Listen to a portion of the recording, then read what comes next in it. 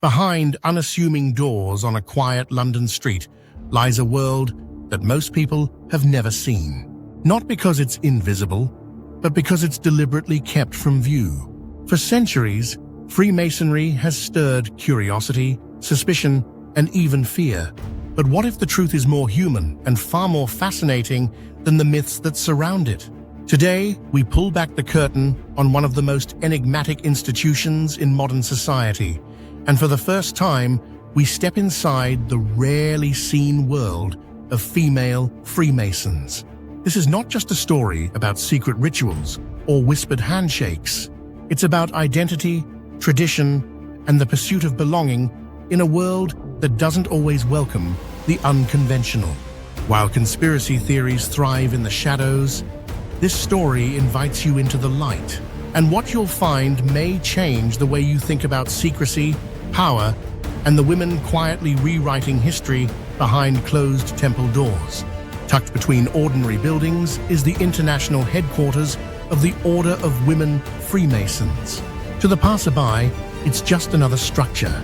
But inside, a centuries-old tradition continues, one that began in a time when women were barely seen, let alone heard, in leadership roles. Today, a group of women in ceremonial robes gather under ornate ceilings for a quarterly Grand Lodge meeting. Their rituals, their hierarchy, their symbols, almost identical to the male counterpart, are steeped in layers of history, meaning, and mystery.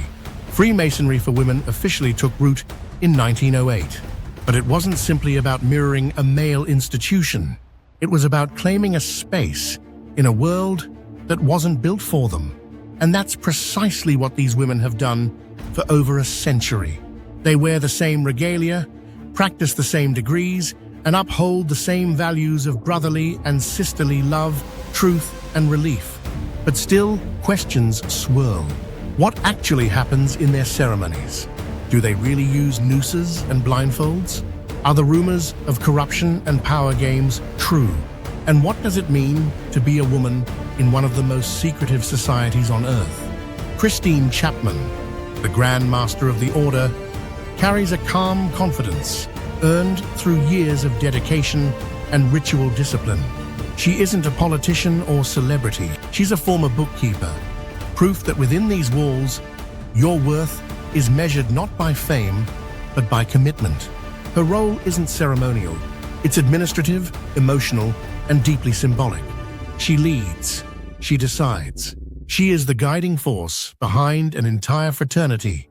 But what is it that binds these women so tightly to an organization so often misunderstood by the world? It's not wealth. It's not power. It's meaning. A sense of shared purpose that transcends age, profession, or background. That purpose is safeguarded through carefully choreographed rituals passed down through generations, recited word for word, performed with precision. To progress, members must earn their next degree by learning lines, showing up, and embodying the values of the craft. For Roshni Patel, an optician who joined 7 years ago, the journey toward becoming a Master Mason has been anything but ordinary. As she approaches her installation ceremony, the moment she steps into the symbolic chair of leadership, she still doesn't know exactly what will unfold. And that's intentional. Rituals are revealed only when earned. Not even for the camera were exceptions made. This secrecy isn't about exclusion, it's about preserving the integrity of experience. Much like their male counterparts, female Freemasons face the same accusations: favoritism, backroom deals, even satanic associations involving goats. While these claims range from mildly ridiculous to deeply damaging, they persist. Christine is frank. We're not trying to take over the world, and yet members hesitate to disclose their affiliation. Decades of negative press have painted Freemasonry with a brush of suspicion. In 1997, public concerns grew to the point that British officials proposed voluntary disclosures for Freemason judges and police officers. But in the face of legal threats from Masonic groups, the proposal was abandoned. Even now, former members report that admitting to being a Freemason can close doors rather than open them. But inside, a different reality exists. One where members are reminded constantly that their affiliation is not a shortcut to success. In fact, any attempt to use membership for personal gain is met with serious consequences. One woman shared that, in over 4 decades of being a Freemason, she has never once been offered a favor, nor offered one in return. So why the secrecy? Why the insistence on blindfolds, rolled-up trousers, handshakes with cryptic meanings? One high-ranking member explains it simply. If everything was printed in a pamphlet, there would be nothing left to discover.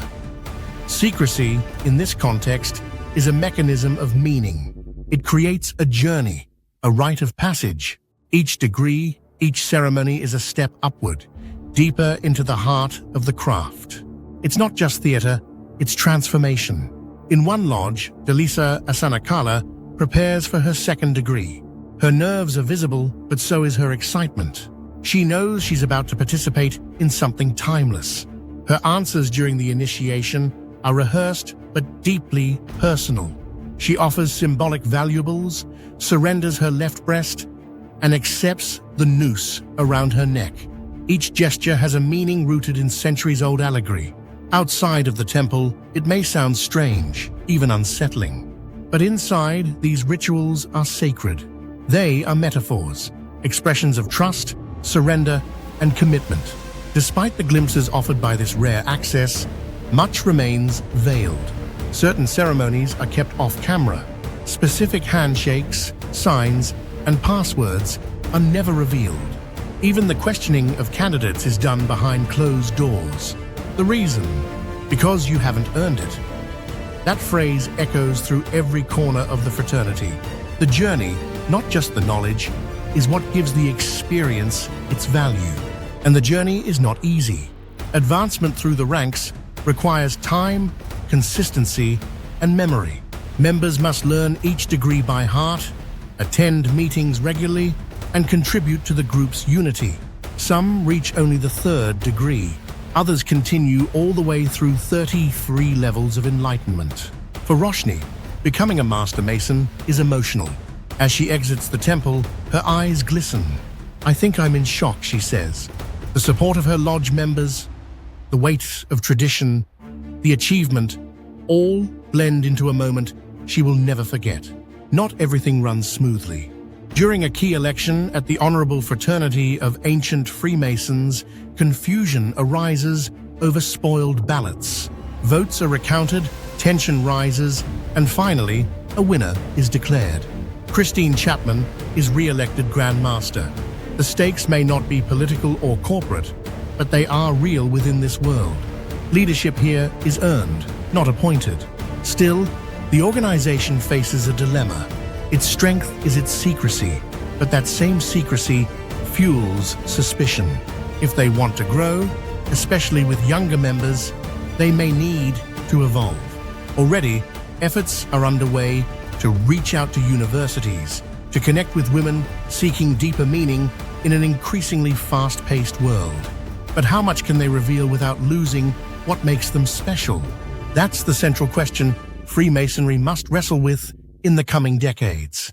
In the end, what emerges from this exploration is not a picture of conspiracy, but of community, a place where women find strength in structure, beauty in ritual, and solidarity in silence. The Freemasons are not saints, but they are not villains either. They are seekers, and in a noisy world, they have chosen quiet. They have chosen to preserve a sacred space, one guarded not by gates, but by initiation. One that is open, not to everyone, but to anyone willing to walk the path, one ritual at a time.